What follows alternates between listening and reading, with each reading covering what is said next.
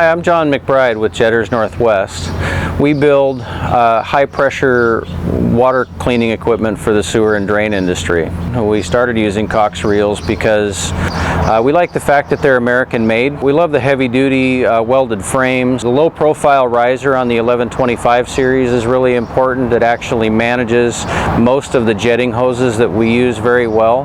But just the overall quality and durability of the reels from the customer service people, they really care about our business. We've made the transition from a dealer to an OEM. Coxreels has made that transition with us, and that's just really important to us.